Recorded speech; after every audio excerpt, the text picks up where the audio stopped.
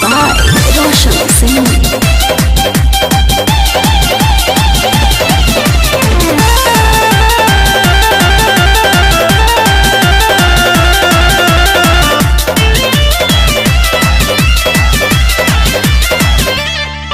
मनवा फेंके बुझ पूजी दहिया बाहते मातल अपनों का सीखे पकड़ी रहना ही जातल।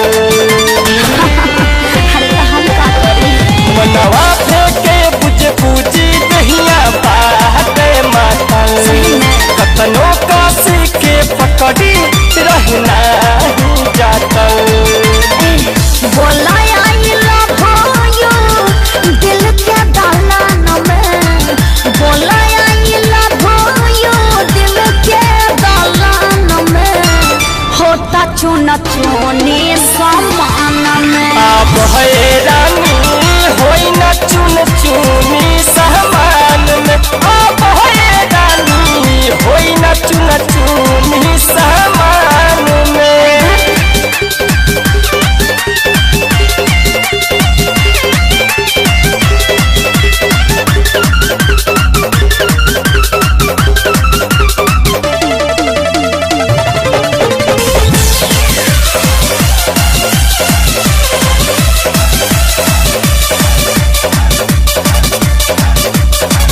मारता उछाल है जवानी क्या पानी, अले सता कर हम राजा जी न मानी।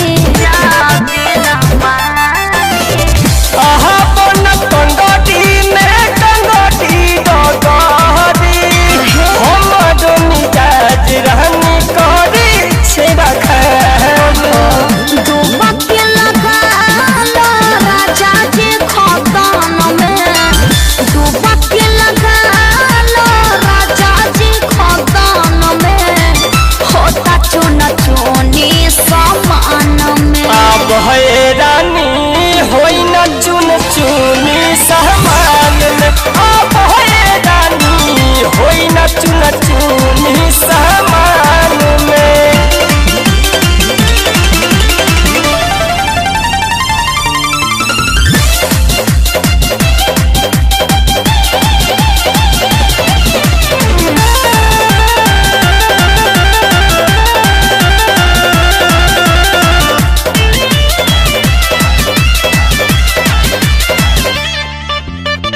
हरे राम डेंजर से कुछ नहीं उखड़ा, सन तो सजबले बारन झूठो के मुखड़ा।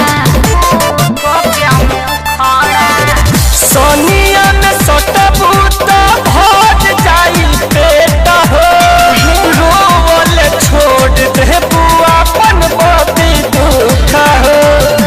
आवन फंसी जाई हमारा पलान में, है आवन फंसी जाई हमारा पलान में, होता चुन चुनी समान में। आप हैरानी होई न चुन चुनी सामान में, आप हैरानी होई न चुन चुनी सामान में। अच्छा ठीक बा।